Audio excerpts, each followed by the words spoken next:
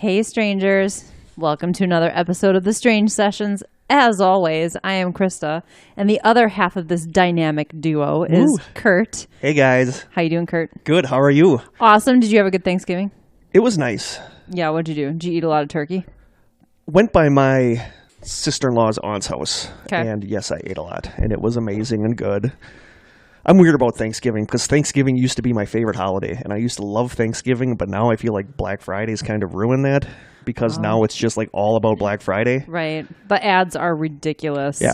I didn't mind when stores would open Friday morning early, but now it's like now that's 11 like 2 o'clock o'clock in the Thursday. afternoon. Oh, it's in the afternoon Like, now? I think one of the stores in Manitowoc was 2 o'clock Thursday on Thanksgiving Day, and that just, I know we say this all the time, but that harshes my mellow big time because Totally. I loved Thanksgiving. It was like the day to stay home, In your with PJs. family, in your PJs, relax, do nothing. Everything was closed, Right. and now it's just, I don't want to talk about it. Although Black Friday's been around for a long time now. It has been, but it never encroached on Thanksgiving like it has lately. Well, and now there are people shooting each other. Yeah. It's ridiculous. Yep. It's absolutely. I went to a thrift store on Black Friday in the afternoon. Does that count? That's cool. What did I do on I Black bought some Friday? What do gloves. I always do Black Friday? Probably rent a movie and got a Papa Murphy's. Geocache. Oh, you did. That's right. we You go went geocaching. with We go Aaron. geocaching every Black Friday. That's like our thing. Nice. Yep. How was your Thanksgiving? It was good. It was just my husband and I, my mom, my dad, and my brother, and I hosted. Nice. I should say we hosted. My husband and I knocked it out of the park. Nice. I told my mom, do not bring anything. I am making everything. Dry brine the turkey the night before. Did the Nice. whole works. Like stuffing, mashed potatoes, homemade pumpkin pie, like everything. It looked amazing. I was lurking outside your window, peeking in. Oh, that's what that was? That's what that was. That's what those footsteps were. Funny. You thought it was. No, You thought it was good. a Sasquatch. I did. You know how I love Sasquatch. I know. Hey, speaking of, that's a good segue into, I just wanted to mention Wild Thing podcast is really good. Is that about Tone Loc? That's Funky Cole Medina. Oh, that's the Funky Cole Medina Yeah. podcast. Okay. I thought someone posted a link to it on The Strangers. I don't remember. I don't know who it was, but I thought someone said, hey, check this out. But then Barry, hi Barry. we Hi, love you. Barry. Love you. She sent me a message on Facebook saying, hey, just listening to Wild Thing, thinking about you. And I'm like, okay, now I have to listen to it because I love Barry. And if she likes it, I'm going to like it. And I'm hooked. I'm on episode 7 now. If you've ever listened to like Criminal or Serial or S-Town, it's sort of like investigative journalism. The person hosting it is a investigative journalist who used to work for NPR. And it's sort of like funny but serious, and Cool. she finds out that she is like a long lost relative of somebody who was like a big deal in like the scientific side of the Bigfoot research. Yeah. And so it's really interesting. I highly recommend it. Cool. I was captured from the first episode. So Give it a listen, people. totally. Do you have any other housekeeping? We have shout outs for new strangers. Oh, yeah. I'm excited. This time, this is the last one. This is our season finale. Yeah, season finale, This guys. is our season 2 is wrapping up. So 20 that's just- episodes. That's just crazy. I feel like we just sat down to start this season. I know, but then when I look at the list, it's like, oh my God, we have done a lot of stuff. Yeah. So our new strangers are Jenna Lee, Sunil Fajaria, Eileen Kelly, Sean Morgan, Jim Weiser, Audrey Young, Carrie Coleman, and Chad Bonin, who I know in real life and is a good guy. So thanks for listening, Chad. Sup, Chad. Speaking of Sean Morgan, he is the one who I gave a shout out to last episode because I found out he was actually listening to the show. We had a funny instant message exchange yesterday, I think, or the day before, about how he had posted something on I had put that link on The Strangers about the flat earthers theory that Australia doesn't exist. And I was leaving all these comments on my own post. And he said in this message that he had put this comment on about how I was talking to myself and that it's okay. He talks to himself and blah, blah, blah. But he thought it ended up sounding kind of jerky. So he deleted it. And I was like, no, I like jerky, funny comments. Now I feel like I missed digs jerky. I do. So it was a funny little exchange that we had behind the scenes. But he said, I love you guys and happy potting. So thanks, Sean. Thank you, Sean. He's been posting on the board. Yeah, it's fun. In the strangers. I love it. And I want to give a shout out to my brother Corey, Mark and Rhonda, and Adam and Sophie for being awesome co-hosts this season. Yes. So thank you guys so much for taking time out and coming here. You guys were amazing, so thank you. Yeah. Hope to have more next season. Yes. Were those the only ones we had?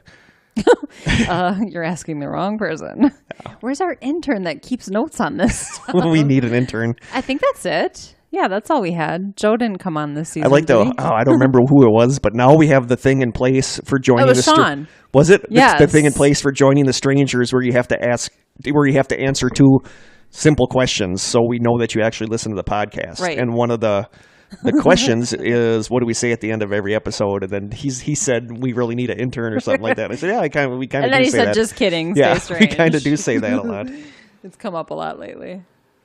Okay, I guess the heat is on. Yeah. Things have been weird in the school tonight. Oh, yeah, that's right. We should talk about that. Yeah. You talk about Okay, that. so we're driving up. And so this school that we record in, we've mentioned this many times, but it's not a school anymore. It's more of a community center. And if you have permission to use it, you know the code from the owner. Joe, his father-in-law, their family owns this school. And a lot of the rooms are set up as workout rooms that also have codes to get into those rooms. And there's a gym where people practice actually baseball, batting practice and stuff. So when we get here, we never know if anybody's going to be here or not. We're always a little disappointed when we pull up and there are people here. Yeah. So every time we drive in here, now that it's getting dark out, I always I of course look at our studio to make sure the light's off, because it'd be weird if it were on. We're the only people who know where the key is. But I also make a very deliberate point to look and see if the hall light is on, because if people are here, generally the hall light is on. It's on a motion sensor. And if people are in and out of the bathroom or going from room to room, the hall light's going to be on. It was 100% off. I know this for a fact. I'm not second guessing myself at all. I trust you. I wasn't looking at the light, but if you said you were, you were. It was off. So we pull around the back of the building where you park. There are no cars there, which I expected because the light was off. Yeah. We walk into the building and we're in the kitchen, which is far enough away from the hall that it would never trigger the motion light, and the hall light was on. Yeah. In that little bit of time between where driving past the window and walking in, the light turned the light on. So, and it feels weird in here tonight. And it does. That's the thing, is that, when I think back to our first season, a lot of times we talked about how weird it was, but this season it was really kind of just quiet and peaceful and nice in here, and it wasn't creepy and scary.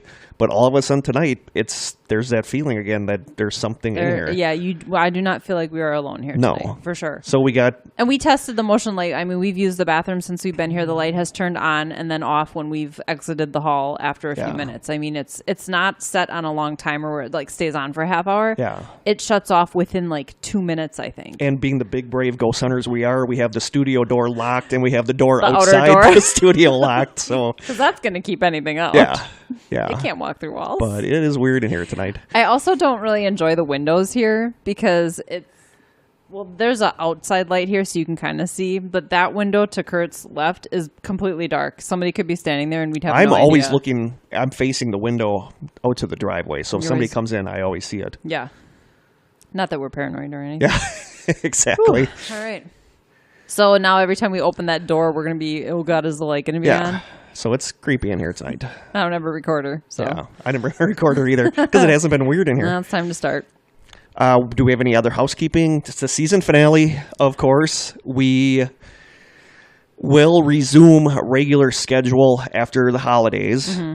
But that could be late January, early February. We're not really sure what that January, looks like. I'm guessing. Because last year, I remember last year we were gone for 2 months and we didn't do anything. We didn't really drop any nuggets for anybody, but we were kind of we need to get back and do the podcast. So I think it'll be sometime January. Okay. Yeah. But it's not going to be like that this year. There are going to be things you're going to be hearing from us. We're going to drop little things here and there. So just stay tuned. We're not going to leave you guys hanging. Well, we are, because we're not going to tell you anymore. Exactly. But we'll be around. All right. And also on that note, don't send us any more stuff for taste tests. Speaking of taste tests, that's what I was just going to say. Because we're not going to be tasting anything. No, I'll probably, if you send me something, I'll be sitting on my couch at home eating it.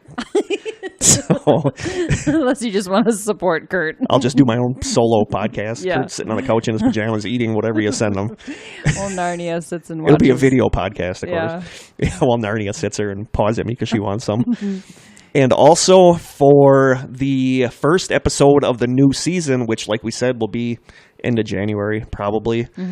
Sometime middle December towards the holidays, I am going to put a poll up in our closed group, The Strangers, and it's going to be an open poll, so if you want to add something to it, you can, and we're going to use that to determine what people want our first episode's topic to be for the next season. Nice. So that'll be in there. So if you're not a member of The Strangers, please join The Strangers, because that's where all the good stuff happens. It is. You're missing out if you're not on I mean, we do have our... I get it. I don't We do like have our Facebook Strange either. Sessions page, Sure. but that just kind of should be like a... Nothing really happens there. Should be a little video of tumbleweeds It's sort of blowing. like the facade that, hides the inner sanctum of The Strangers. Wow. I made that sound really clandestine. That sounded like Illuminati kind of stuff. Totally. So I think that's really all we have for housekeeping. Yeah. Should we do our taste test? The taste test? Yeah, let's do it. All right, we're going to take another one from... Should Melissa? we do Shane's or Melissa's first? Let's do Shane. Okay. Another one from Shane's Melissa, box. we know it's all like that Japanese, and I have Shane's, no we have no idea idea what this else stuff is is. in there. Man, people are obsessed with the pickle thing, though. I think it's funny. I have seen... So BDZ, Brittany, posted something about the dill chapstick. I've seen that before. I just don't want to kiss somebody who tastes like brine. Well, I don't want to taste it on my lips all the time either. Yeah. No, I don't know. Maybe it would be okay. And then Jamie said that he could get into that. Oh, if it was sauerkraut. Oh, my like, God. I love sauerkraut. Caramelized onions. I could get behind that. Caramelized onions, Yeah. lip balm. Reaching into Shane's box. Oh, mystery. Oh, boy. The look on your face right now. Do we want the one that feels like cookies, or do we want the one that feels like bagged something? Bagged something. We did cookies last time. Ooh. Saffron Road crunchy falafel chickpeas. Wow. Yeah. That's a mouthful. Yeah.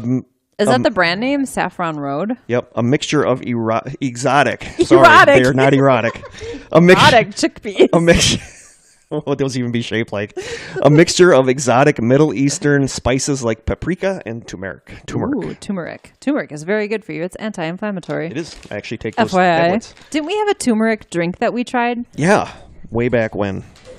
All right. Now, the lighting was really bad in here last time when I took pictures. We have our So our atmospheric light Our on. mood lighting isn't really doing much. No, because it's dim. Oop, turn that around. The bag is really pretty, actually. It is. Is that weird? Did I think that? No, not at all. Falafel. I love falafel. I don't know if big I've ever fan. had. I don't know if I've ever had falafel. Delicious. What is it? Well, it's made out of chickpeas, but there's a whole bunch of spices in it, and it's usually fried and then served in a pita with like sauce. Tzatziki is usually one of it, Yeah, tzatziki. I used to be a vegetarian, so I kind of get into that sort of stuff, but I'm excited. Do you think these are going to be crunchy? Yeah. Crunchy I'm almost chickpeas positive they're going to be falafel. crunchy. 130 calories, I'm kind of excited. 5 grams of fiber, Oh, 6 grams of protein. Should I open this? Yep. I think I can handle this one. Okay. I'm not gonna struggle I have for a a half multi-tool now that has scissors because we always struggle. Wow, Look at that. look One at fell that. swoop. Or just rip. Oh my God. And she almost drops him on the floor. Sniff test. Smells like chickpeas. Okay. I'll take I've it. made roasted chickpeas as a snack, so I'm really excited about this. I have no idea what I'm in store for. Crunchy goodness. I'm Ooh, gonna they take a smell picture. like... You can smell the... The turmeric. Yeah. And cumin. It smells like there's cumin. Yeah, there's in here, cumin. too. Definitely cumin. Ooh, they're really seasoned. Let me know when. Hold on. I'm guessing they're going to have like the consistency of corn nuts. Yeah, probably. They do get pretty crunchy. You don't think a chickpea's going to get crunchy, but they do. I eat a lot of chickpeas, actually. I put them in my salads. Okay, you ready? I'm ready. I'm just going Ooh, to shovel God. the whole handful in my mouth. Okay. Ooh. Oh. Those are really good. So I basically The made cumin- this. It kind of, yeah, the The cumin, cumin kind of makes it taste like chili a little bit. There's like a chili flavor, and it tastes like I could taste like chicken tikka masala, which is my favorite food. But that's the turmeric. That's really good. I basically made these. You can do them in the oven or in a pan. Wow, these are And really they're good. a little bit addictive. You cannot stop eating them. No, And they are crunchy and really good for you. I wonder if there's actually saffron in them. I like those. There's a lot of seasoning. It's like garlic. I can taste the sugar too. There's a little bit of a sugary taste, but I like that sweet salty mix.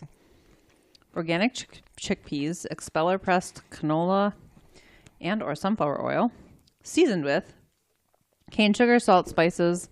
Oh boy, maltodextrin, dehydrated garlic, onion powder, paprika, lemon juice, and turmeric.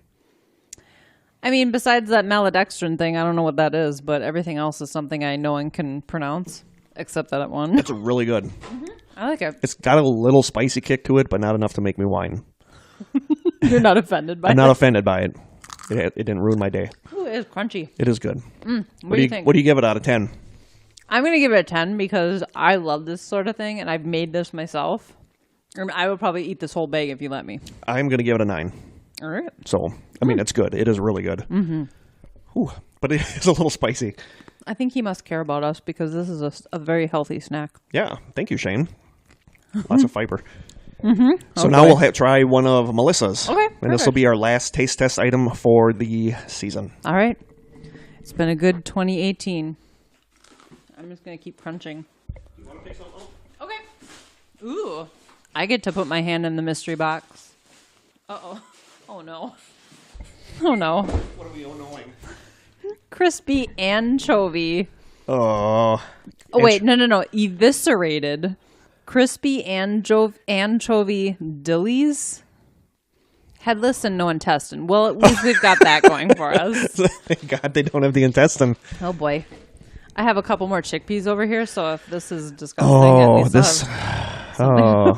I like anchovies. Okay, do you like Caesar dressing? Yeah. Caesar salad is like my favorite thing in the world. I have order never it. had anchovy anything. Well, if you've had true Caesar salad, you've had anchovies. I don't think I've had true Caesar salad. I had like Quick Trip Caesar salad. Oh, I'm sort of a Caesar salad connoisseur. I order it everywhere I go. This I'm a little scared about. I'm not going to lie. Okay, and I love authentic Caesar dressing, and it's made with anchovies.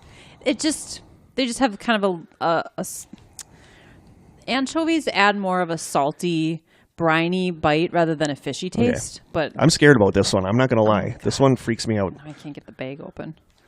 You want my scissors? Wait. You want my scissors?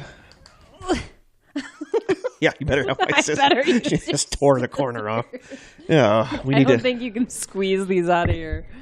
Are they crunchy? Are they hard? Oh, yeah, they are. They're definitely. Thanks, Melissa, I guess. I guess. Where are the scissors on this thing? Oh, let me pull it out. I was going to say, yeah. The scissors, Kurt. Pull the scissors out. Oh, sorry. Okay. Oh, look at those teeny tiny little baby scissors. I have to take a picture of that. Someone's camera happy today. I would say. It's me. This is how they do it. Shane lulls us in with the stuff that actually sounds good and healthy, and then we get nailed with the intestine-free anchovy pieces. Eviscerated. Eviscerated. Eviscerated is horrible. That sounds like a serial killer got to it. Right? Oh, what does that even mean? Doesn't it mean like your guts have been... Yeah, basically. Scissors don't work very well. It doesn't sound like a snack. It sounds like an autopsy. While adorable, these scissors are slightly useless. I've been called adorable and slightly useless too. So that's just fitting. I mean, they're more for looks than anything. They're not really doing anything. It's a survival tool if I'm out in the woods. Oh, there we go. If I'm out in the woods and I need to cut a really thin piece of paper, I'm set. The smell coming out of this bag. Oh, that is was not a good look. delightful. That was not a good Here. look you just did. Here's your skizzers. I honestly don't know if I can do this tonight. I mean, Oh boy. I'm only taking one out. Ooh, Oh, it's look at actually that. a little baby dried anchovy. If we can eat rotten fish jelly bellies, we can eat anchovies. Headless, no intestine. Did you smell it? No, I'm not going to. Are you gonna plug your nose? I'm It looks like it's fried. like I said, I think we've got spoiled. At least I it's think we've fried. gotten spoiled with a lot of good stuff for the taste test, so I kind of got used to not being Yeah, scared. people have been very nice to us. We've really been the hardest on ourselves. Yeah. The grossest stuff we tasted, you provided. Oh, they do smell really fishy. Wow. Okay. Hang on. They're actually really good for you. I don't know if you want to. This one looks like a sea monkey. Well, if that helps it go down. Hey, you ready? I'm ready. You just doing the whole thing in one? No, I'm taking a bite of this one. Teeny bite. Ready? Yeah. Yep. Okay, go for it. Oh. It's not. Well, I mean. Wow. It just keeps getting. The first bite isn't bad, but it just keeps getting worse. The first bite is the breading, and then the anchovy comes that through. Is way too fishy. Oh, wow. It's like. Oh, it's not going away. Nope. Yeah. This is terrible. Nope. Oh, my God. Oh, my God. I don't know what to do with this. More chickpeas. More chickpeas. Oh, my God. Oh, that might horrible. That might literally be the worst thing we've tried. I mean, that salmon jerky was horrible. Oh, no, this is bad. Oh, and you can't, the chickpeas aren't doing it. No, I don't think anything's going to get rid of this. Oh, no. I'm about ready. There's lifesavers in the closet. Oh. That might do it. I was getting ready to drink the hand lotion. Grab us some lifesavers. Thank you. That was horrible. I got to get this Why would you do that? Who would you give this to? You put this out for holidays? Yes. Oh. Melissa's not as caring as No. Shane is. That seriously made That was horrible. That made our fish jerky Oh my God. taste like a Twix bar. Hold on. I'm giving this one a -1. I'm with you. Come on, lifesaver. Yep, it's helping. I have a feeling that when I burp an hour from now, though, I'm going to taste anchovy. And here I was talking anchovies up like they're the greatest thing since sliced bread. Crispy, eviscerated anchovy dillies. I don't want to eat anything that has eviscerated on the label. No. You can take those home. No, we're leaving for Jeff and Joe. Find another. Just leave it in Find here with another the bag snack. open. Find another snack container we can put it in, and we'll leave that for Jeff and Joe. Doesn't it? It doesn't close. Oh, come on! That's even worse. They put it in a bag that you can't reseal. It expires a year from June. Yeah, it expires a year, but I can't imagine it being any worse when it expires. That is god awful. Let me see it. Oh, there's no nutrition content.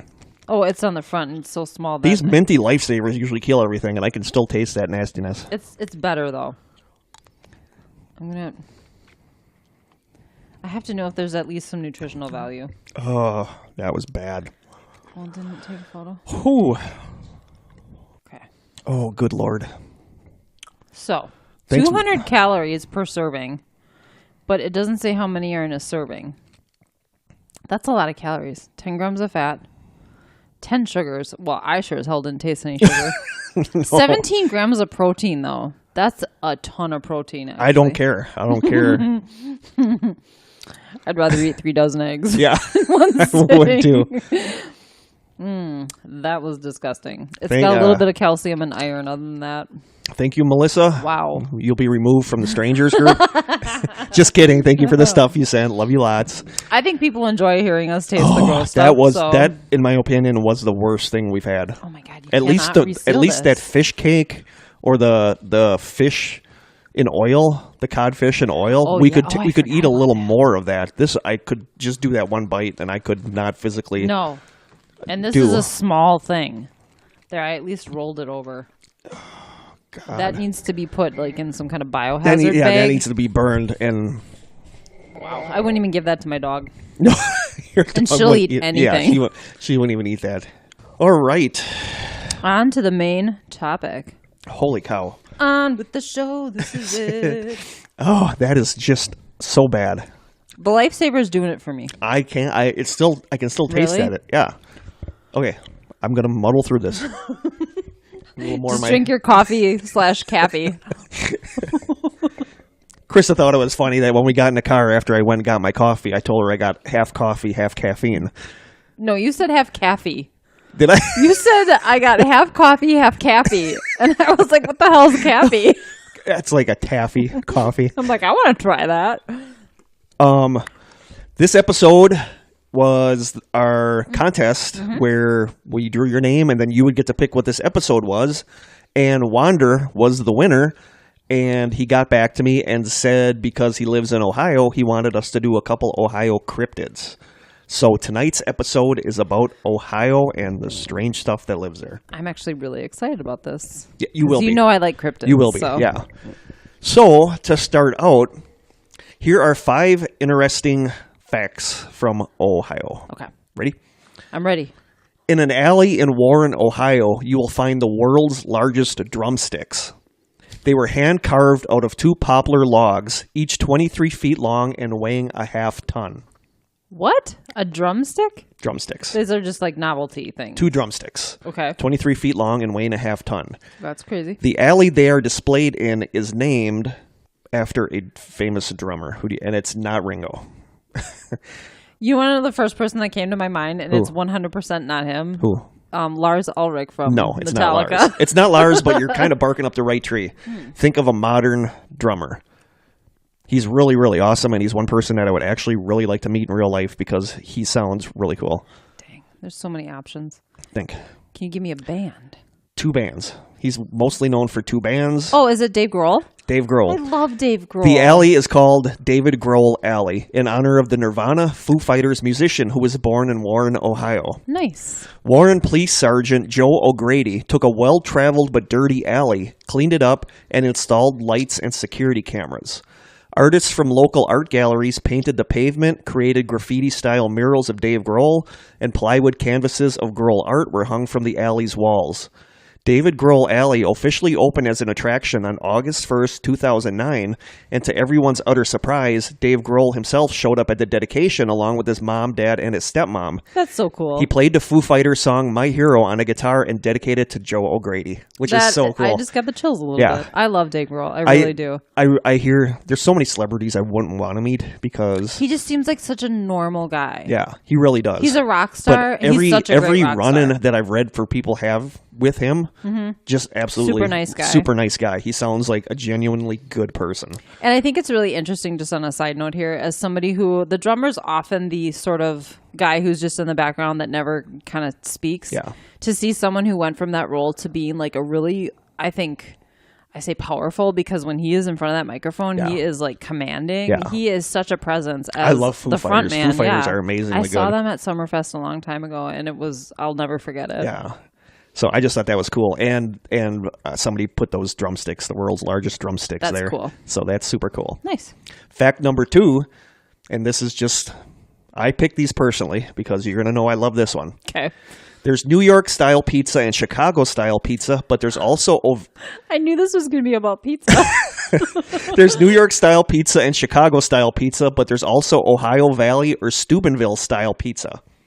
While the biggest argument in New York versus Chicago pizza is the crust, Deep dish, right? there's like a different one's Well, deep, Chicago's deep dish. Yeah. New York is the fold. Yep. Okay. The Steubenville difference lies in the cheese. Oh. Instead of layering it on and then baking like the vast majority of pizzerias do, bakers of Steubenville-style pizzas toss the cheese on after the pizza is removed from the oven.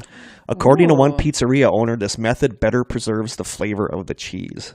And that sounds like, I've never really thought of that. I'm sure it still melts from the I'm sure it's still hot enough for it to melt, but then you doesn't- don't bake like the flavor out of I it. love that brown, crusty, cheesy stuff. I don't. I love like that. my pizzas barely. Really? Yeah. I'm not a Bernie pizza guy. It's not burnt. No, but it's just sort of burnt. I like mine raw. I just open a frozen pizza and just dig into it. Nice. That explains a lot. Fact number 3.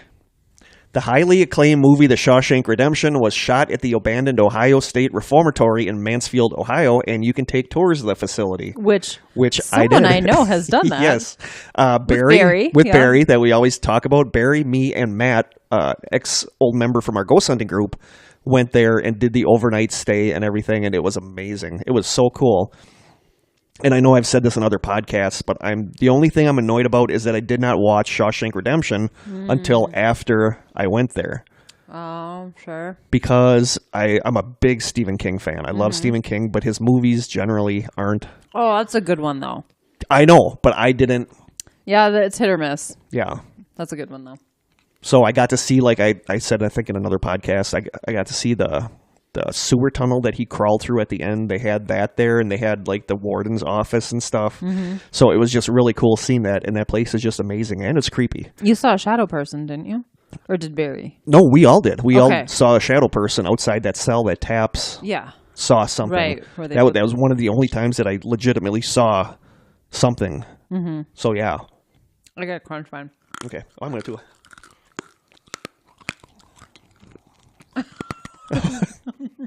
Kurt and Krista Crunch. Oh, it sounds like a fun candy. Kurt and Krista Crunch. Or a dance. What would that look like? It'd be like a rap thing. A lot of shoulder movement. Kurt and Krista Crunch. Or a cereal. Sounds like a cereal. It does. Start your day right with a bowl of Kurt and Krista Crunch.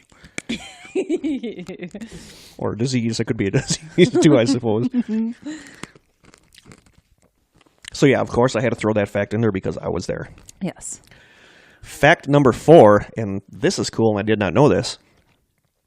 50% of the United States population lives within a 500-mile radius of Columbus, Ohio.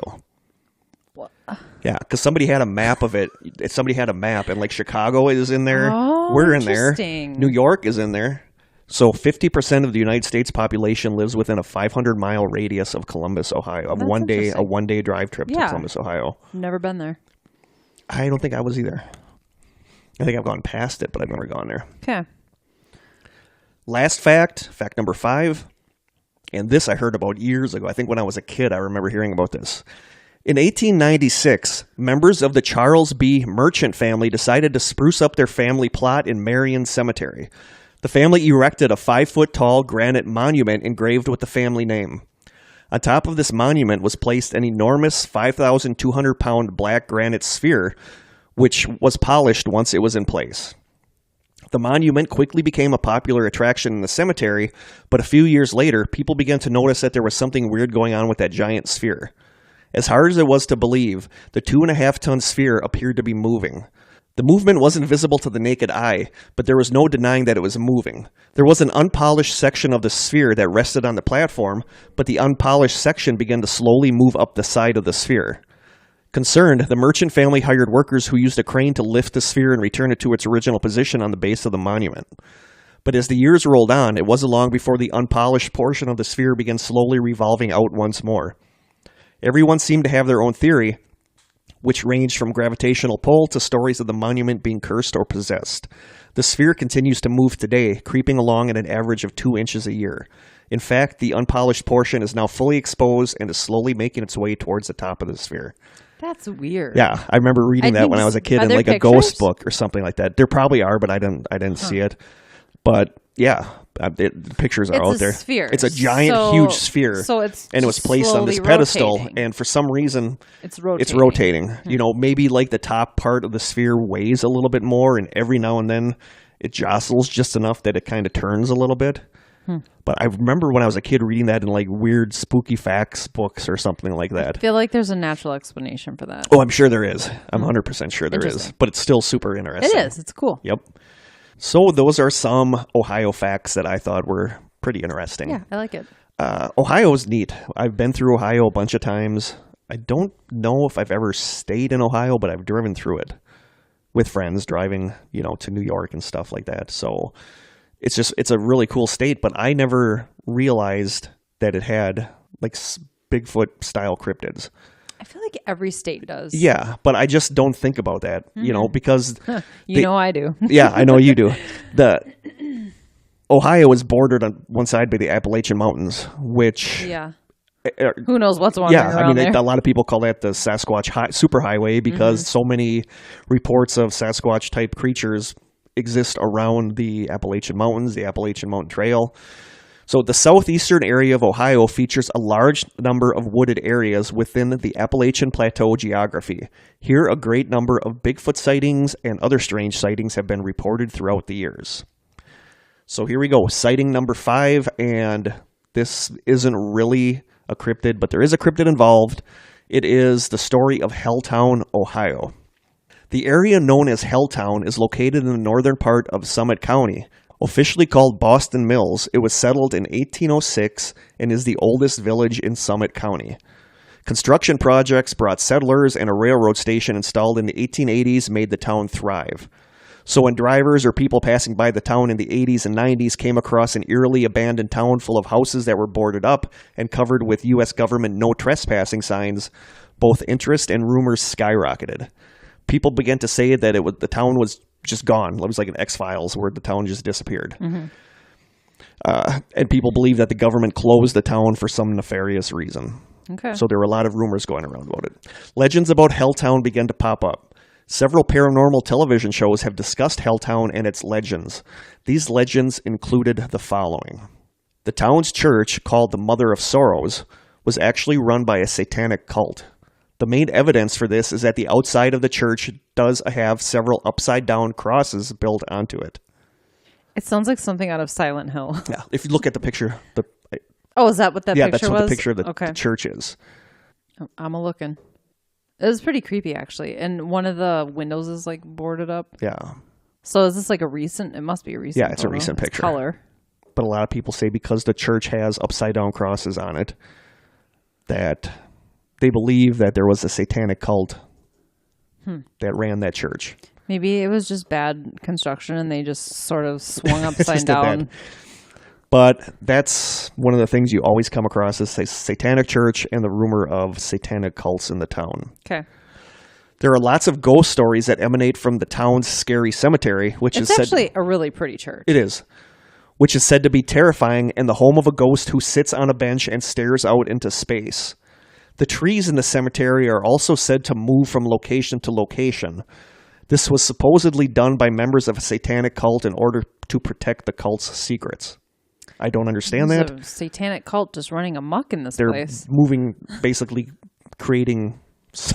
making the trees move from location to location somehow to cover up their secrets in a way that I don't really understand. But there's that. Seems like a lot of work. I just did that one. Legend has it that you'll be chased by a hearse if you go into Helltown. Several people do actually claim to have been chased off by this ghost hearse. Maybe it's just some person who lives there. There's a hearse. Yeah. There's a building not far from the cemetery that used to be a slaughterhouse, or so it's said. It's said that if you look into the building's windows at night, you will see eerie faces passing in the darkness in front of you. Satanist, probably. Probably. There was a strange abandoned school bus with all the seats removed that sat on the edge of the woods in Helltown. Legend has it that the kids it was hauling on its last trip were brought to that area, and the bus was then circled by the satanic cult members who entered the bus and slaughtered the children. Oh my God. Other stories say that the bus was stopped there by a serial killer who then murdered the children one by one. They say sometimes you can either see the kids or their killer or killers inside. Okay, I don't mean to poo-poo on everything you're saying, but all of this just sounds like I'm gonna be poo-pooing all over it in a little bit, so you're okay. Legend has it that there is an abandoned house in the woods where one light is always shining in the upstairs window. There is a bridge in town named Crybaby Bridge. According to legends, a mother once threw her baby off this bridge and it drowned in the Cuyahoga River. Where did the Blair Witch Project supposedly Maryland? Wasn't it Maryland? Was it Maryland? Okay. Is it Cuyahoga? I think Cuyahoga. Because I was thinking, abandoned house in the middle of the woods. That one was creepy. Yeah, according to legends, a mother once threw her baby off this bridge and it drowned in the Cuyahoga River. Wow. On some nights, legends say that you can still hear the baby crying. It's also said that if you bring an extra set of car keys, park on the bridge, turn your car off, lock the doors, and walk away with the keys just sitting inside, when you come back, the car will be covered in dust with little footprints all over it, and the car will be running but still locked. There are so many urban legends. There's so many bridge legends. Yeah, like little hands that push you off the railroad tracks, kind of thing. And the last big legend: the town was abandoned due to a huge accident that released toxic chemicals into the area. The government quickly moved in and shut down the town to cover up the accident. These chemicals have caused bizarre mutations to the area residents and their children, and these chemicals also caused a severe mutation of animals living in the area, including a snake that grew to gigantic size and now slithers around the neighboring towns and is known as the Peninsula Python. And we have our most likely explanation for everything right there. Yeah. That I can believe. I can totally believe that happening. So those are the legends. Now, here is what pretty much is regarded as the truth. Okay. In the late 1960s, a nationwide movement began that expressed concern over the destruction of our forests.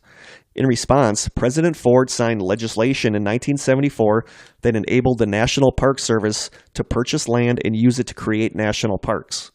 On December 27, 1974, hundreds of acres of land, including some within the township of Boston, were officially designated a national recreation area. Many people did not realize that this legislation gave the federal government the power to use the right of eminent domain to take land from private owners in order to clear the way for the national park. But almost immediately after the bill was passed, the government began purchasing houses throughout Boston Township and the surrounding area. Once the government decided to buy your property, there was no negotiation involved. The owners were forced to relocate. Residents began leaving in droves, and entire townships were swallowed by the Cuyahoga Valley National Park. The general feelings of the displaced homeowners was best summed up in a statement found written across the wall of one of the vacated homes that said, quote, "Now we know how the Indians felt." So the government came in and made them move, took the land. Well, they still do stuff like that. We're building a highway. The upside-down crosses on the church were more a part of the building than an actual cross. I mean, when you look at the pictures, it's just a part of the building. It was a common feature of Gothic architecture. And that definitely has a Gothic look to it. Yep. The high peaks. Yep. So a lot of people read into that there was satanic activity going on there. Of course. Yep. Satanic panic. The ghost that is rumored to sit on a bench in the cemetery makes little sense because the cemetery never had benches. So there's that. There was a Boston... Just a small embellishment. Yeah, whatever. a little bit. Maybe the ghost brought its own ghost bench. Sure. I don't know. Got tired of walking around. Well, yeah. There was a Boston Township family that at one time owned a hearse and liked to drive it around at Halloween. So they think that kind of got spun off into the legend that people got chased off by a hearse. Sure. It's all adding up now. Yep. The building that many people believe was a slaughterhouse is actually just part of an old barn. So there's that. Another embellishment. Prior to the 1974 buyout of the town, a family bought a house that was in dire need of repairs. Since the house was not in livable condition, the family needed a temporary place to stay nearby while they made the repairs. They decided to bring an old school bus onto the property and live in it until the repairs were completed. In order to have more living space, they removed the seats from the bus. When the government bought the property, the family had no more use for the old bus and it was just left behind. The government has since had the bus removed since area residents have registered complaints about the large number of people searching the woods at night looking for the, quote, cursed bus. So the tiny house movement is a big deal right now, and people are turning buses into houses. So I can totally see this. I could totally see that. But yeah, I mean, if you have a bus, a school bus, or access to a cheap school bus, you can live in there while you're space. Yeah, while you're doing repairs on the house or whatever. But that's the cursed bus. Somebody had just lived in there for a little while, and all of a sudden now the satanic cult. That's how urban legends are born. Yep. The quote, abandoned house in the woods where one light always appears shining in the upstairs window is actually a youth hostel that still operates in the area. People believe the stories of Crybaby Bridge are just urban legends, and there are no reports of any kind of toxic spill near the area or any verified reports of a peninsula python. There is a Peninsula Python Day, however, held in Peninsula, Ohio every July 21st that is said to commemorate the day in 1944 when a huge python escaped from a circus trailer driving through Peninsula and the ensuing mass python sighting hysteria it caused. The day ends with a parade featuring a huge python-shaped float. So that's probably how the Peninsula Python thing got wrapped into the urban legends of Helltown. I guess it was all torn down in 2016, so you'll still see a lot of articles about it and stuff about it on the internet. But it doesn't really exist anymore. No. A lot of the shows on Destination America did stories about this, and a lot of people that live near there were like horrified by how bad it had been portrayed. About how it had been portrayed. Much like I get it. I get it because of the whole JFK prep incident that we got interviewed for. So it's easy to see how a show like that can totally twist. All for ratings. But the Peninsula Python does show up every now and then encrypted. But I don't think there's a Peninsula Python. Well, it existed, but it was part of a. You said a circus? It was a parade. It was afloat in a parade right now. So that is number 5, Helltown and the Peninsula Python. Okay. Story number 4 is the story of Orange Eyes. The first known encounter with the beast known as Orange Eyes occurred in 1963 near Mansfield, Ohio. The creature is said to have appeared before a group of eyewitnesses who described it as being approximately 11 feet tall in height and weighing somewhere near 1,000 pounds. The eyewitnesses immediately armed themselves and formed a posse in order to hunt down the beast, only to not be able to find it again. Common origin stories say that Orange Eyes was once a quiet and reclusive creature that lived in a tunnel under Cleveland's Riverside Cemetery. They say that it wasn't until a highway construction crew destroyed the animal's cave in the late 1940s that it was forced to move into the wooded area near Mill Lake, where it became a legend and people supposedly ran into this creature. And then it became much more threatening. It sounded like it had been kind of docile before, but once it got kicked out of its house or its habitat, it got much more threatening. The next recorded encounter with Orange Eyes occurred on April 22nd, 1968. It was said that a group of children spotted the beast near Mill Lake after dark and chased it armed with flashlights, baseball bats, and rope, only to lose it in the woods. Wow, those are some brave kids. Yeah. Or really stupid, one of those. I'm still on the fence about which one it is. In June of 1991, the creature presented itself to a pair of men who were fishing near Willis Creek. The men were frightened, but the creature soon wandered off and let the men alone. Skeptics claim that the beast is nothing more than a crazy hermit who has fooled locals into believing in this creature by nailing 2 orange bike reflectors to a stick and waving it around in the woods. So, that is Orange Eyes. Okay. Cryptid or hoax? Or crazy hermit. Mm-hmm. So many crazy hermits. Sometimes Orange Eyes gets lumped in with some of the other creatures that I'm going to talk about. So a lot of the sites that I looked at had these as separate creatures, but a lot of them had them combined too. Okay. So I just kind of split them up. So we have the Peninsula Python and we have Orange Eyes. Old Orange Eyes. Orange Eyes sounds kind of creepy. I'm not going to lie about that. I wouldn't want to run into him. No. 1,000 pounds? I wouldn't either. It's a big dude. Story number 3 is the Crosswick Monster. In May of 1882, 2 young boys, Joe and Ed Lynch, were attacked by a, quote, huge snake-like creature as they were fishing in a small creek in Crosswick, Ohio. The 2 boys began hearing strange sounds emanating from the tall grass behind them. Curious as to what the sound might be, the boys began to approach the area. Before they could investigate, though, a gigantic lizard burst through the brush and ran towards them on its 4 thick legs. Terrified, the boys dropped their fishing poles and began to scream and run back towards their house. The creature chased after them. The monster then sprouted arms and snatched one of the boys, dragging him nearly 100 yards to a massive sycamore tree that was assumed to be its den. 3 men working nearby, Reverend Jacob Horn, George Peterson, and Alan Jordan, heard the boys scream and ran over to help. They saw what they described as, quote, a reptilian creature 30 to 40 feet long and about 16 inches in diameter, with scaled legs and body.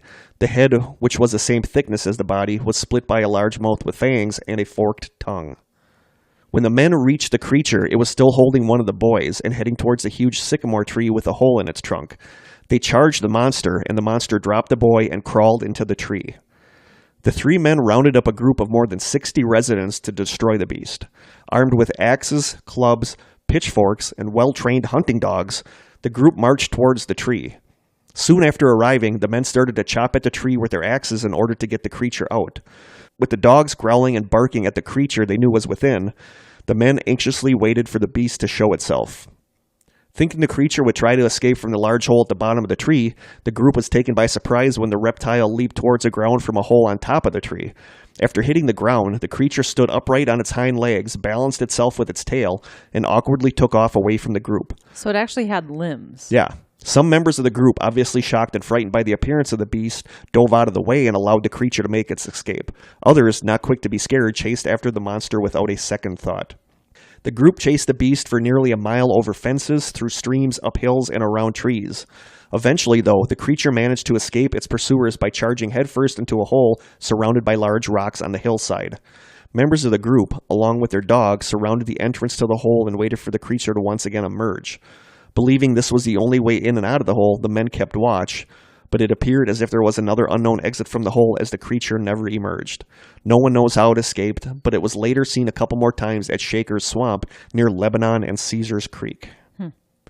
Because of the description, many skeptics believe that the Crosswick monster was more likely an out-of-place monitor lizard. So 40 feet long? I don't know.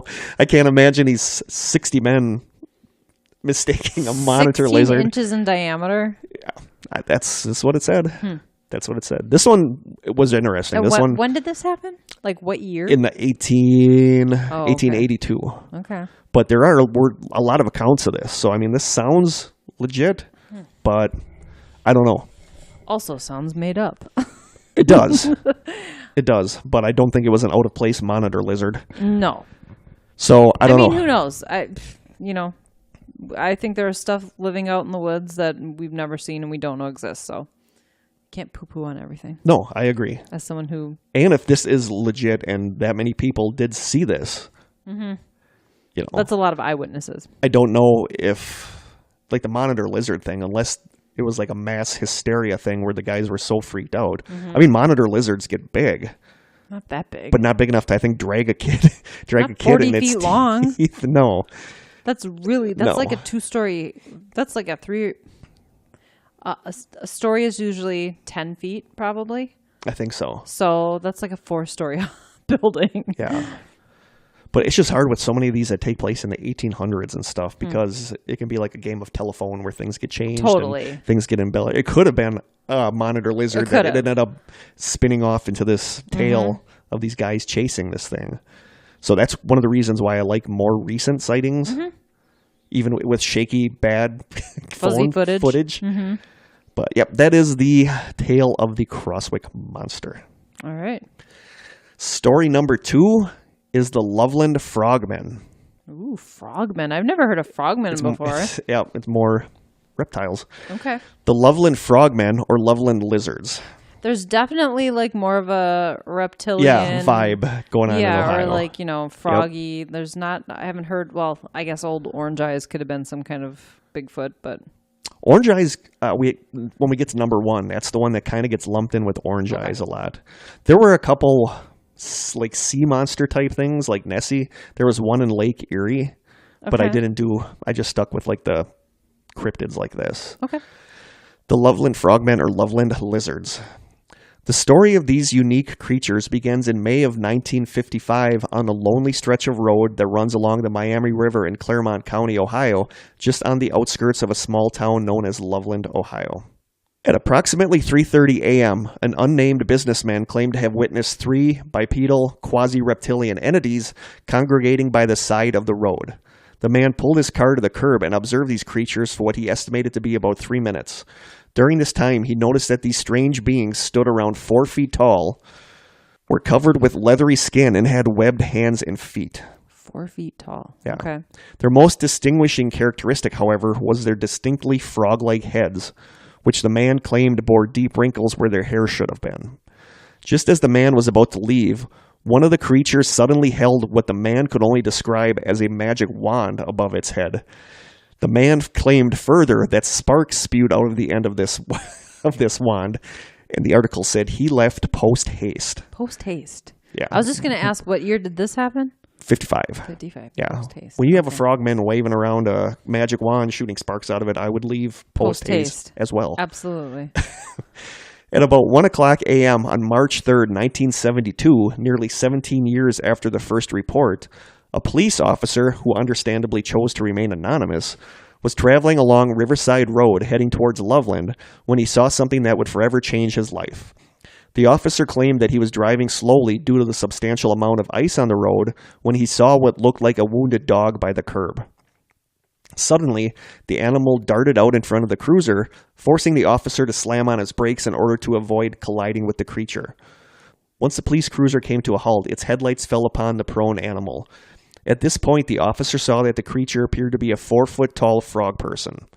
In the span of seconds, this crouched, frog-like creature stood up on 2 legs, stared back at the policeman, then scrambled over the guardrail and scurried down the embankment, finally disappearing into the Ohio River. The officer in question described the creature as being 3 to 4 feet tall and weighing in the area of 50 to 75 pounds. He also claimed that its skin had a leathery texture and that the animal's features resembled those of a frog or lizard. Another officer investigated the scene later that evening. He saw no sign of the creature, but reported that there were distinct scratch marks on the guardrail where the animal purportedly crossed over. Okay. I don't know what to say about these. The second sighting occurred 2 weeks later when police officer Mark Matthews had an encounter of his own. According to the report, Officer Matthews, while driving into Loveland, spotted what he believed to be an injured animal laying on the pavement. Matthews climbed out of his cruiser with the intention of removing the carcass from the already slippery roads when the creature abruptly jumped upwards into a crouch position. Taken aback by this, Matthew unholstered his revolver and took a shot at the creature, which then hobbled over to the side of the road and again stepped over a guardrail, all while keeping an eye on the officer. Matthew's frogman matched the first officer's description down to the last detail, with the exception of a tail, which was absent in the first report. Did he hit it? No. Okay. No, he thought it was just like a dead animal laying there. No, but he shot at it. No, he didn't hit it. He doesn't think he hit it because the thing scurried away. Okay. I thought you said it hobbled away. That's why I was like... It hobbled over to the side of the road and stepped over the guardrail. Maybe he did hit it. A hobble sort of implies an injury, so... Or sore legs. Frog legs. Because if he hit it, there would be blood, and you could do like a DNA test, but I guess I'm getting way too in-depth here. Yeah, that's like 70s. Oh, sure. In the years after these events, Officer Matthews has kind of went back a little bit on his tail. Oh, boy. He now claims that the animal in question was nothing more than a large reptile which seemed to have escaped from its owner. In a 2001 email interview, Officer Mark Matthews, now retired, explained that the incident was, quote, habitually blown out of proportion. Oh. He states that, quote, it was and is no monster. It was not leathery. It didn't have wet matted fur. It was not 3 to 5 feet tall. It did not stand erect. The animal I saw was obviously some type of lizard that someone probably had as a pet that either got too large for its aquarium, escaped by accident, or they simply got tired of it. It was well less than 3 feet in length. It ran across the road and was probably blinded by my headlights. It presented no aggressive action. So there's that. He kind of more likely story. He kind of went back on that a little bit. Or like he said, it was blown out of proportion. Yeah. But in August 2016, local Cincinnati TV stations reported that 2 teenagers had been out playing Pokemon Go between Loveland's Madeira Road and Lake Isabella and claimed to have seen a giant frog near the lake on August 3rd that, quote, stood up and walked on its hind legs. So there are still people seeing having this thing. These encounters, yeah. And when you look up Ohio Cryptids, you're going to see the Loveland frogmen a lot on there. University of Cincinnati folklore professor Edgar Slotkin compared the Loveland frog to Paul Bunyan, saying that stories about it have been passed down for several decades, that sighting reports seem to come in predictable cycles, which does happen. Yeah. And this is awesome. I love this. In May 2014, the Loveland Frogman legend was made into a musical titled Hot Damn, It's the Loveland Frog. Hot damn. Hot damn, it's the Loveland Frog. Oh, that's awesome.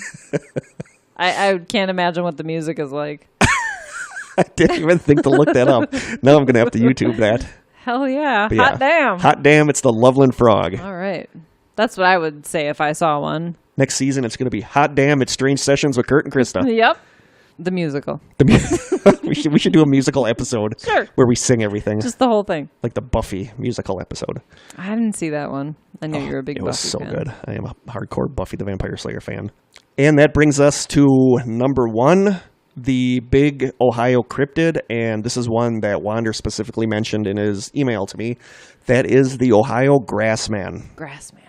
I couldn't remember if it was a dogman or a grassman. Okay. In the 1700s, Indians native to the Ohio grasslands spoke of a race of bipedal ape men referred to as the, quote, wild ones of the woods that live nearby. Ape men? Ape men. Okay.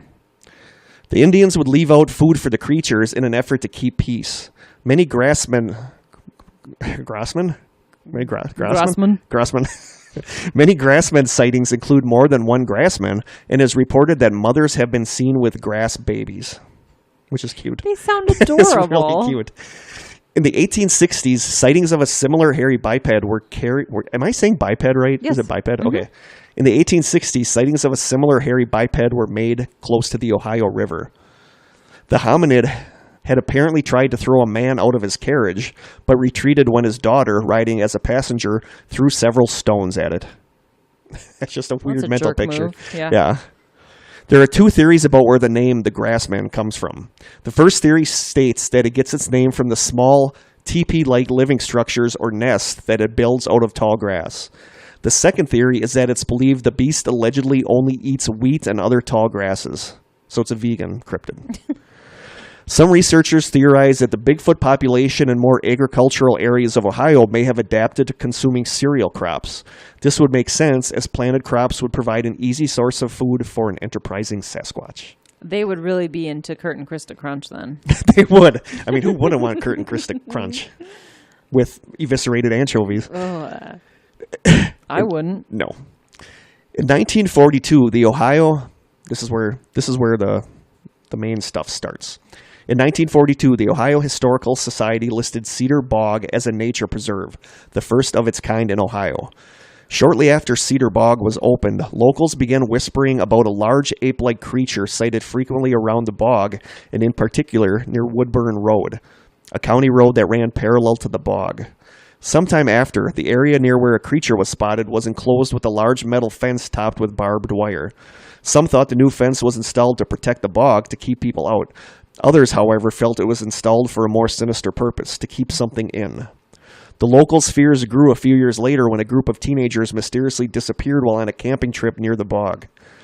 Decades later, and about 3 hours east of the bog, a documented sighting of the creature would earn a high-ranking position in Bigfoot lore as one of the most interesting and investigated Bigfoot sightings in history.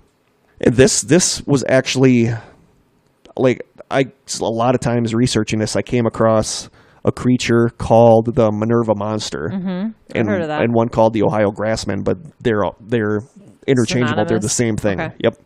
In a small town of Minerva, population just under 4,000 people, Herbert Caton cleared an area near a deep pit near his home. His work done, he disposed of some garbage in the pit and settled in for a few days' rest after the job. A few nights later, Caton's grandchildren and their friends came running into the house claiming to have seen a large, hairy monster rummaging around in the pit. The children were obviously terrified, so Hal Caton, his mother Evelyn Caton, and their daughter Vicky Keck went outside to investigate. They noted that their dogs were going berserk as they walked up the small hill leading to the pit. As they approached the pit, they saw a large, thickly haired monster about 7 feet tall and weighing an estimated 300 pounds, hunched down in the pit, picking through garbage.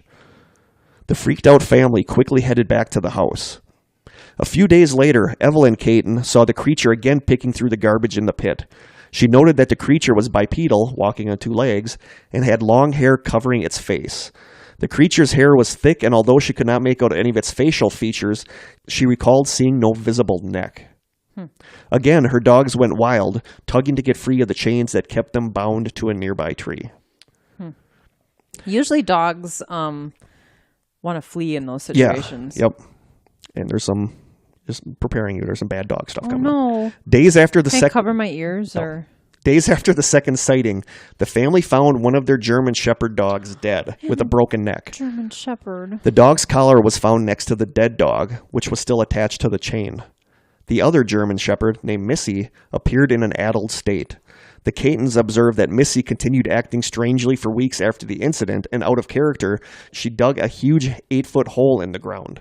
Investigators later confirmed the existence of the hole and took photographs of it.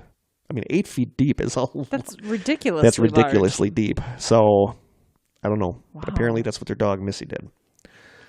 Maybe she had big plans for that Bigfoot. I don't know. Like, check this out. I'm digging your grave right Digging now. your grave. that would be a badass dog. German Shepherds usually are. The family told a little about their sightings to friends, but their sightings became public on August 21st, 1978. Ooh. I was born August 21st, 1976. Oh, you were 2 years old when this happened. Kliss. Wow. We are... Season finale, people. Season finale. We need to recharge. Where was intern. I? We do need an intern. Where was I here? Okay. August 21st, 1978. Yes. Around 10:30 p.m., the Catons and a few of their friends were relaxing on the back porch of their home. Behind the home was an old, abandoned strip mine that had been out of use for many years. Beyond the mine were dense, unpopulated, hilly woods that the family rarely ventured into. Near the mine was an old chicken coop. Amongst the chatter of conversation, someone heard an unusual noise near the chicken coop. The Catons and their friends turned to see what the commotion was and noticed 2 pairs of yellow eyes peering back at them through the darkness. A close friend of the family, Scott Patterson, jumped into his car to turn the vehicle's headlights toward the glowing eyes.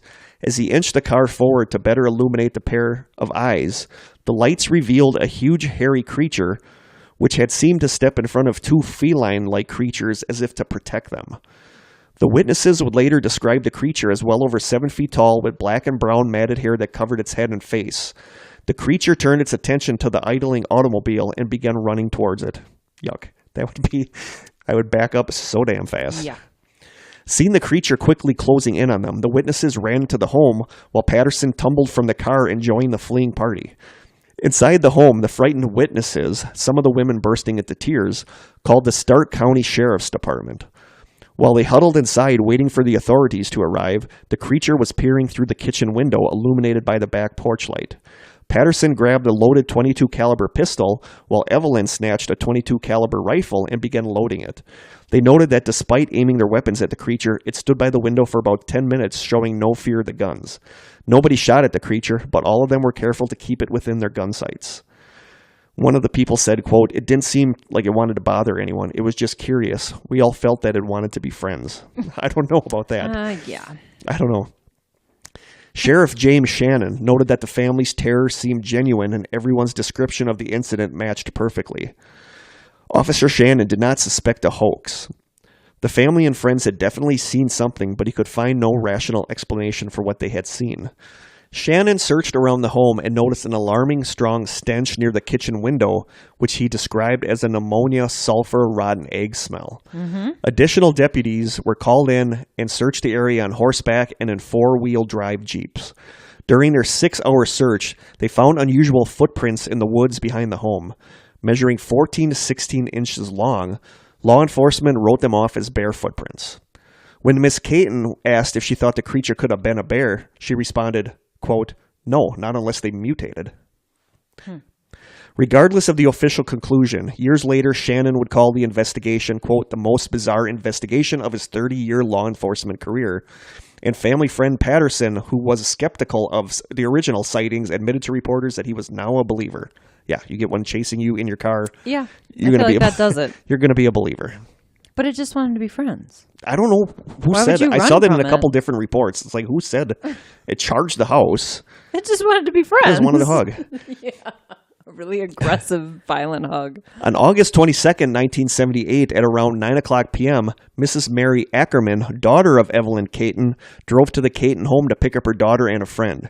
Mary turned into the Caton driveway, and to her surprise, she saw a creature standing on top of the hill next to the abandoned strip mine behind the home. She described the creature as more than 6 feet tall with stubby legs and hairy, indistinct features. Mary sat in the car and watched the creature until it finally turned and slowly walked towards the woods behind the mine. And there's a lot of sightings in this one, which makes this one a little bit more. That makes this one interesting. Yeah. Mary said, quote, "It was shaped like a man and walked like a man. When a bear moves away, it goes away on all 4 feet. Right. This swung up over the edge of the strip mine on 2 legs. Bear, they stand up once in a while, but they don't walk on their hind legs. No, and this creature walked on 2 legs. Hal Caton had his second experience with the monster on August 23rd, 1978 at around 11 o'clock p.m. Caton saw the creature appear outside his home and quickly grabbed a gun and fired it into the air. The creature turned and fled. That night, as the family lay in bed, their home was pelted with rocks which hit the walls with loud thuds and clinked on the metal roof of the home all throughout the night. That's creepy. Wow, no. I don't know what it is, but that just kind of creeps me out. So you said on the metal roof, they can hear it move. So that's interesting. That reminds me of the story that Stephanie said, or is that what you're talking about for our listener stories? It was, they had been on that show, Confessional. I keep telling you have to listen to it because it gave me the chills through the whole thing. Was it like the same situation? The roof walker, they called it. You. Yeah. It was really creepy. Yeah, I don't know what it is, but the thought of spending the night in there while something outside was throwing rocks at the house and walking on, creeps me out. They don't think it was walking on the roof. They think it was throwing rocks on the roof. Onto the roof of the house. Yeah. Okay. But I remember reading this when I was a kid about a Bigfoot encounter where it threw rocks at the house all night. So I don't know. That just really creeps me out. They're rock throwers. That's a very, very common encounter. Yep. The last Caton sighting of the creature occurred 2 weeks after their home was pelted with rocks. On September 8th, 1978, around 6 o'clock p.m., Mrs. Ackerman saw two ape-like animals moving near the strip mine. She thought at first that they might have been in a tree, but she couldn't tell because of the hillside angle and the distance. She watched the creatures for a little while until they slowly turned and disappeared into the woods. So there's a lot of sightings there. Researcher Jim Rastetter of the Bigfoot Field Researchers Organization, or BFRO, arrived on the scene on September 9th, 1978. Here's the thing, though. They had cameras back then. This is just the 70s. Why didn't anyone think to take a picture? Why does nobody ever take a picture? I don't know. Polaroid. A Polaroid would be great because those are really hard to mess with. Yeah. People. Yep. Researcher Jim Rastetter of BFRO arrived on the scene on September 9th, 1978. In his report, he noted that the Catons and their friends had no reason to concoct a hoax, and they seemed truthful and insincere. Oh boy. Truthful and insincere. Last all episode. At the same time. Last episode, people. In his report, he noted that the Catons and their friends had no reason to concoct a hoax and seemed truthful and sincere in their stories. He also noticed that all witnesses constantly told the exact same story. He said, quote, "They were very plain, simple, down-to-earth people, and you could tell something had happened that had really frightened them. There were never any inconsistencies with their story. However, many times we went over it." That's something about the Patterson-Gimlin film. Every interview that one of them, Patterson, has passed away now, but Gimlin, every interview he's ever done, his story has never changed. Yeah. And he's in his late 80s. Yep. Yeah, I know that's true. I mean, that's never changed. That says something about if someone's the truthfulness lying, of it. Yeah. At some point, they're going to elaborate a little bit, or they have to make up a lie to cover up another lie. It's just consistency is always a problem. Yep. Many years after their infamous encounter with the monster, the beleaguered Catons never recanted their story. The family was hassled by neighbors who claimed that they were, quote, seeing things. Locals harassed the Catons at high school football games when the crowd would stand and began chanting "Bigfoot, Bigfoot" as they entered the stadium, which sucks. I feel bad for them. Right. Herbert Caton told reporters, quote, "There were doubters, those who yelled things from car windows when they passed by us. It was weird. The way I feel about it is if they don't want to believe, they don't have to believe." That's why a lot of people don't tell anybody. Exactly. Today, the Caton family continues living on the property, although Evelyn and Herbert Caton have since died. Family members have had to install fences to keep curiosity seekers away. They exhibit skepticism when it's suggested that the animal they saw was a Bigfoot. They continue to denounce any publicity and insist that they do not want public attention focused on the case. It's interesting that what they saw clearly sounds like a Bigfoot, but they're very hesitant to say that it was Bigfoot. It sounded different in some ways than Bigfoot, though. One of the big ones that people said was that they theorized that it ate grasses and stuff like that. But then, like somebody said, living in Ohio, you'd almost have to. But, right. I think even carnivores forage for berries and other things that grow in the wild. Yep. They don't just strictly eat meat. Yeah, exactly. So from the website Cryptid Wiki, here are some characteristics of the Grassman. Height ranges from 5 to 10 feet tall, generally in the 6 to 7 foot range. Footprints range from 10 to 20 inches long, and some footprints appear to have claws, pigeon-toed, or flat feet. Some prints are three-toed, and possible handprints have been found. Weight, estimates of 300 to 1,000 pounds, generally in the 350 to 500 pound range. Sound. Some reports say that it growls and barks with unusual heavy breath, but other reports say it has a cry of a baby or the scream of a woman. That would be weird. Odor. Has strong odor, like the odor of rot, that lingers in the area 7 days after it is gone. Appearance. Snub nose, peaked or deep-set eyes, very chesty. Blackish brown in color, long arms, pointed and bulky head, no neck, monstrous wide shoulders, black, gray, or brown hair. Some say its hair is smooth, but others say it is shaggy, covering all of its body except the palm of its hands. And it has luminous yellow, red, or orange eyes. That's classic Bigfoot. And that's why orange eyes kind of gets mixed up in with the Grassman, because a lot of people said that they've seen orange eyes. And I've heard a lot of different encounters of different eye colors. Yep. Some reports say that it looks like a gorilla, but appears to stand straighter. Other people report that the creature looks more human than ape. Initially, the creature was reported to have no visible neck, and its face was not discernible due to the long hair. Behavior reported to be aggressive and unimaginably strong, according to eyewitnesses. However, according to Native American writings, the creatures have the capacity for peace if it should be beneficial for them, possibly indicating a higher level of intelligence. Motion. Unlike usual humans, some witnesses say that it walks like a robot or machinery, and it can throw large rocks and break tree limbs. Victims. Known to kill dogs, and sometimes deer kills have been reported with just the deer's liver taken, which is weird. Groups. Up to 5 individuals have been seen at a time. Habitat. Observed in a cave with a stash of deer parts. Unusual structures have often been seen, domes made of forest material or teepee-like structures made of long grass. Other notations. Mothers and babies have been observed. Feces have been found on tree limbs and wood fibers. The hair strands, which are 16 inches long, have been analyzed by Ohio State University but have not been identified. So that is the Ohio Grassman. Okay. And, you know, we've talked several times that I'm not really a Bigfoot believer guy, but reading this stuff kind of, you know, when you have a lot of people witness the thing, but on the other hand, all these people seem to be from the same family. But on the other hand, they didn't want the publicity. So... Right, and I think it makes sense that it's all the same family, because I think that any animal sort of stays in the same territory and kind of nests in a certain area. Yeah. So it makes sense that the same family would repeatedly have sightings. You hear about people who live out in, you know, the wilderness or wooded areas have a lot of encounters because they're in the right place for it. Yeah. So for being a Bigfoot skeptic, this one kind of got to me. This one was kind of like, wow, you know, maybe this was something. I'm telling you got to listen to Sasquatch Chronicles. When you hear some of these people telling their stories, it's so hard to doubt what they're saying. Maybe over our break, I will listen to 1 or 2 episodes. But this one kind of pushed me a little bit towards believing into this stuff. I like it.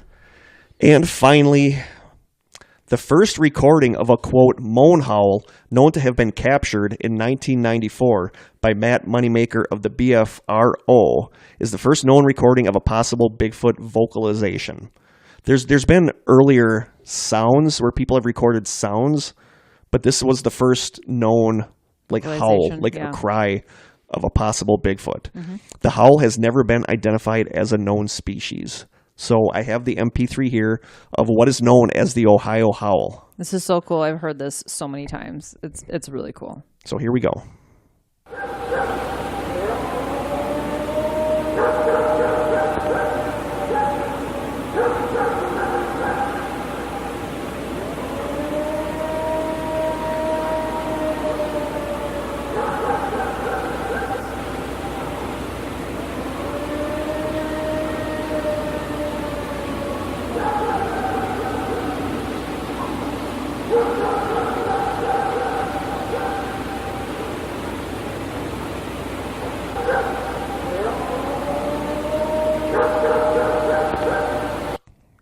Wow.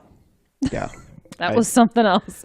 So was this your first time hearing this? Yes. Okay. And for somebody that kind of mocks people with their Bigfoot calls and all that stuff, that kind of creeped me out. I'm not going to lie. I mean, part of you can argue it sounds sort of like a dog howling, but dogs don't howl like that. No, that's a weird. So I have to say though, Bogart, you remember my dog Bogart? Yep, big bogey. German Shepherd Black Lab mix, and when he was younger, my husband and I would hear this noise in the middle of the night that scared the bejesus out of us, and we couldn't figure out where it was coming from. And it kind of sounded like that until one day, like a year into this, Bogart did it when he was sleeping, when Jim was sitting on the couch next to him. And he's like, oh my God, it's been him this whole time. Were you guys creeped out? Because it sounded a lot like that, which is not a normal howl. That's not like the way a wolf No, howls no, or that's a a weird- coyote or a dog. Yeah. But he would do that in his sleep, and it would be kind of rhythmic like that, where it Yeah. would just start over and over. But I find it really hard to believe that there's some dog sleeping outside No. making this noise Yep. while other dogs react to it. Yep. I'm not going to lie. That was weird. It really gives you the creeps. That gave me the heebie-jeebies, but I don't know what that would be. I really don't. So that, Yeah. like I said, as someone that mocks the Bigfoot stuff and the people that go out and do their Bigfoot calls, maybe I'm wrong, because that was kind of creepy. Yeah. And the other one we have, This Krista, one is- Krista oh my and I God. talked about this. I think we actually mentioned this in the Bigfoot episode. And I don't think I've ever had heard it to that point. Okay. Or I thought you were talking about something else, because this was completely new to me. So last night when I went looking for this the MP3 of the Ohio Howl so we could play it on here, I found a clip of what they call samurai chatter that they say is the actual vocalizations of the Bigfoot or Sasquatch creatures. And it must have been like 8 o'clock, and I listened to it and I was like, nope, I don't want that totally freaked me out. Yeah. So in this clip, you're going to hear, this wasn't taken in Ohio, I believe this was in the Pacific Northwest, but you're going to hear, this is a recording that a Bigfoot researcher took out in the woods, and you're going to hear what sounds like, and I see why they call it samurai chatter. It sounds like Japanese. It sounds like a language. It sounds like a Japanese samurai talking. Really weirdly. Really though. weirdly, and you hear the researcher or the Bigfoot hunter like kind of repeat what it says, trying to draw it out more to talk more. So in the background, you're going to hear the really clear as day. You're going to hear like the samurai chatter, and like in the foreground, It's you're hard gonna, to miss. You're going to hear the researcher kind of Try to mimic it. it. But I listened to this briefly, and then I noped the hell out of it because it was bedtime. And I'm already getting the it was shivers creepy. thinking So about this it. is what they call samurai chatter.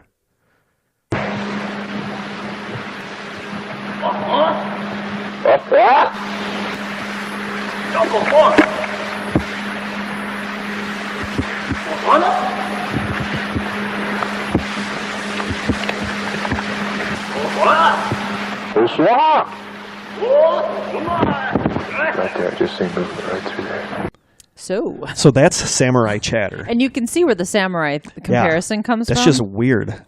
And there's, like Krista and I talked about, there's other ones like that online. You can find, look up Bigfoot chatter or rapid chatter. Yeah, it and is. they're all really creepy. The Bigfoot chatter one it sounds incredibly primal and aggressive. Yeah. I mean, that one is like, if I heard that in the woods, I feel like your death is imminent if you're hearing that. This one almost sounded like it was aggressively questioning what the person was doing there. Communicating. Yeah, so that's just weird. Had a very male quality Yep. to the voice. Yep. I mean, could it have been some dude out in the middle of the woods messing around with samurai. somebody?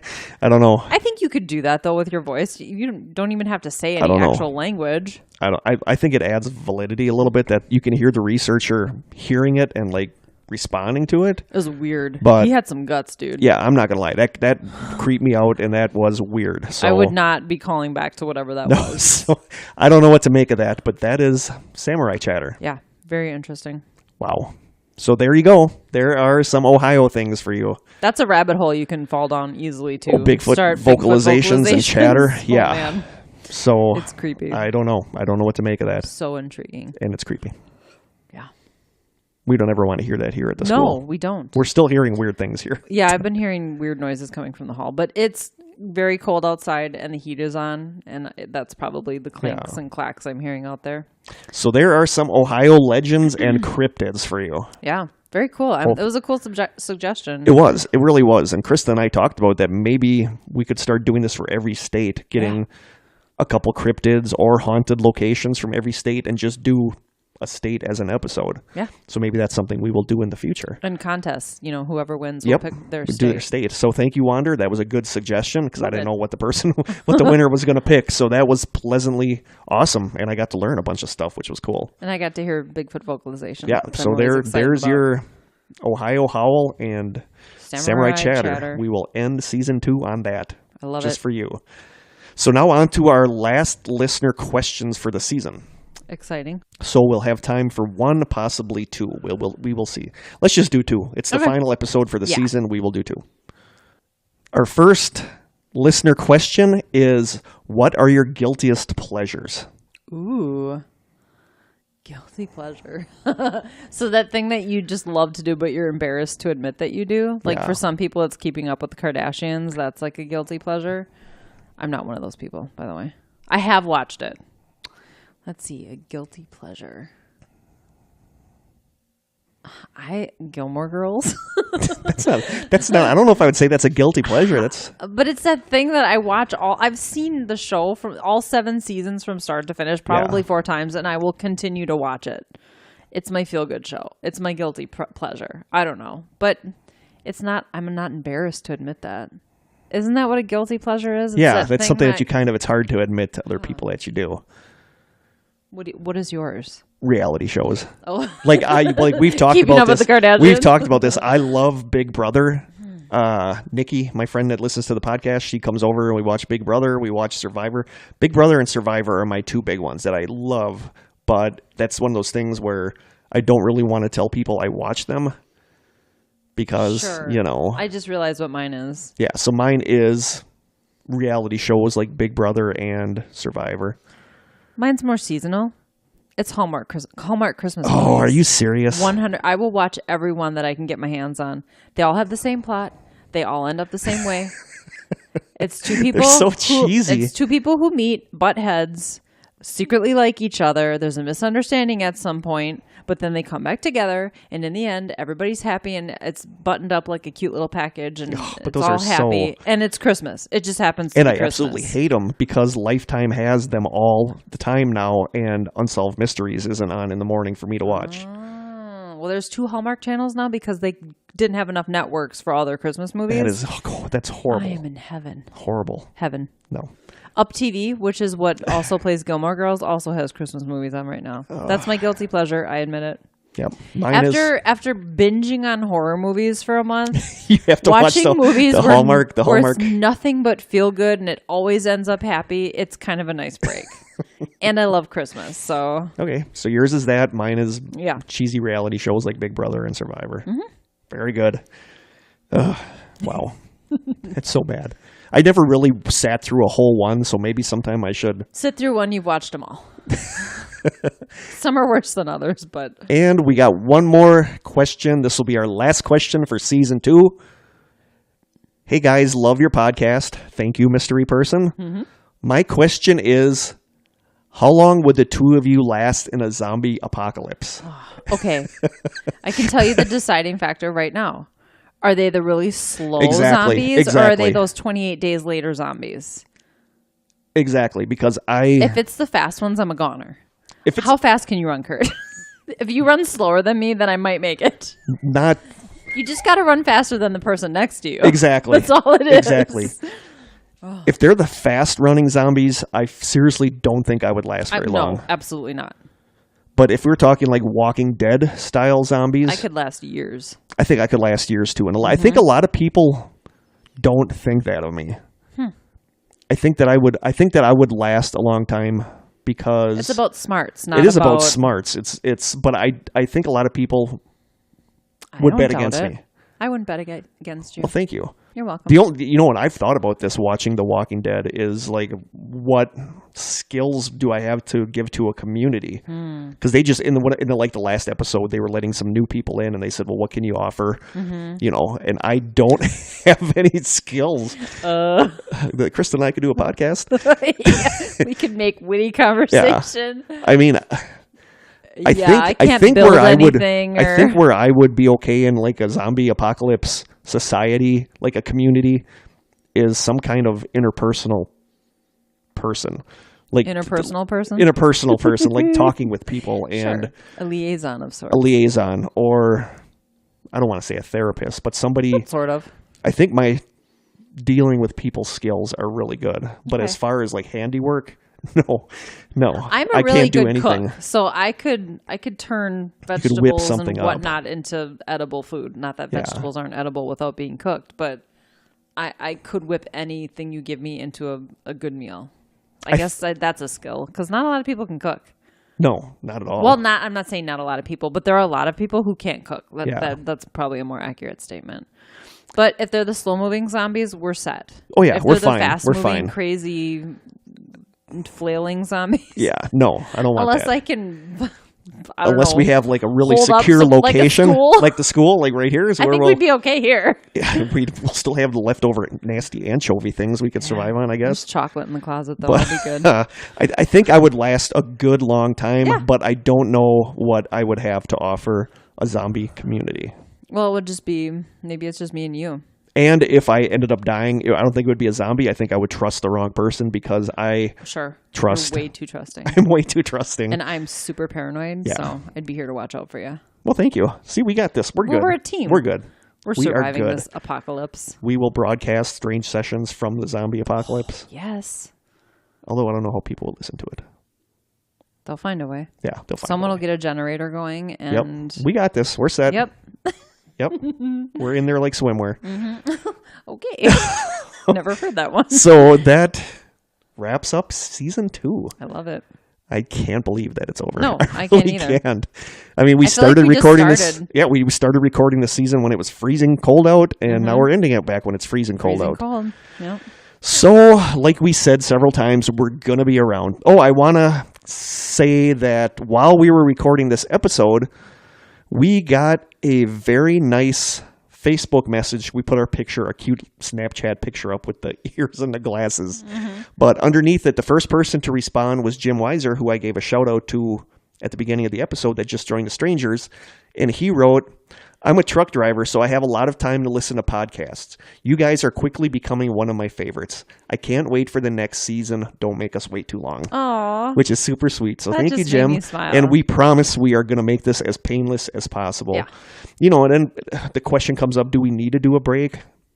And I feel like around this time we do because everybody's so busy. It's the holidays. Yeah. It is. And, you know, I think I personally need Sometimes you just need a little time to recharge. I need my battery to and- recharge, yeah. my podcasting I battery to agree. recharge.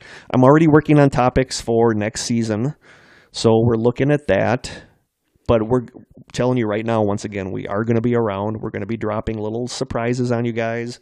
We're going to be around. And Jeff and Joy and I will officially be releasing new episodes of our new stuff. That was a little bit redundant in January. So if you're interested, you can check that out. It'll be a little something to tide you over. Yep. And So until then, Krista and I talked about this on the drive here. Anybody that listens to the podcast and really likes it, if you guys want to friend me on Facebook, go right ahead.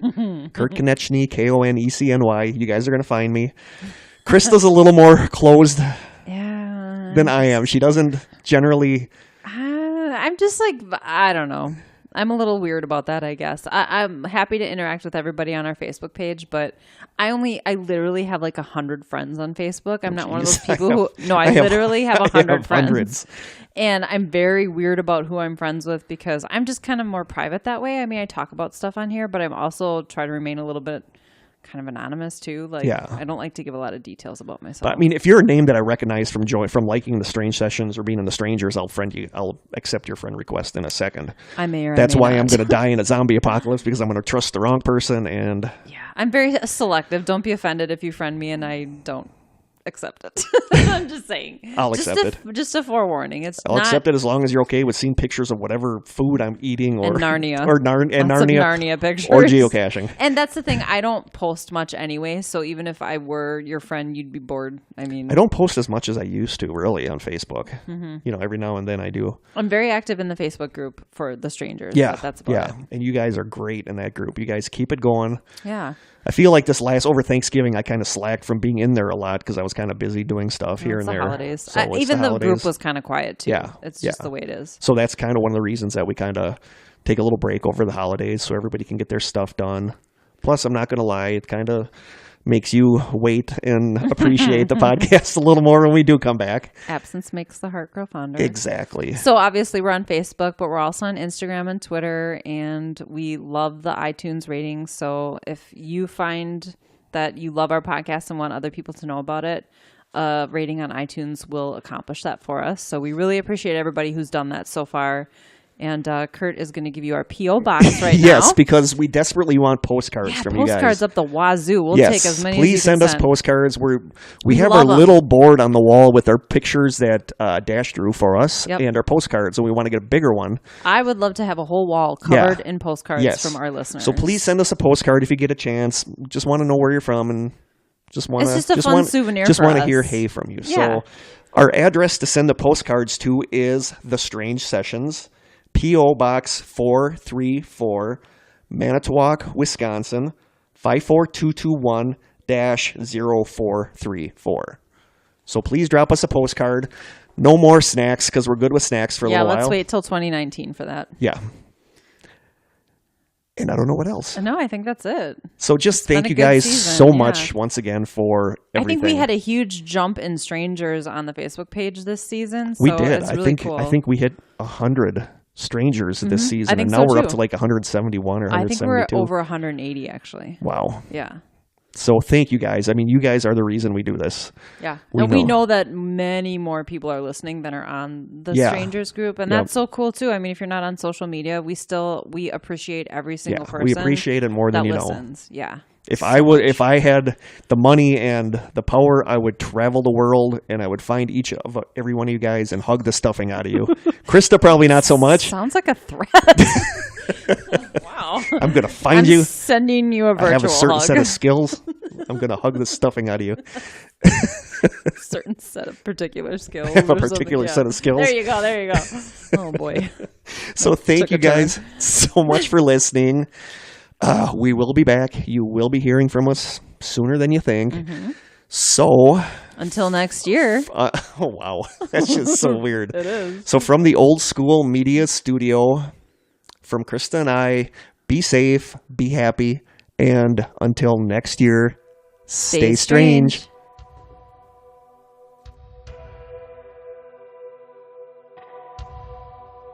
This has been an Old School Media production, executive produced by Kurt Konechny. For more information and content, please visit strangesessions.com.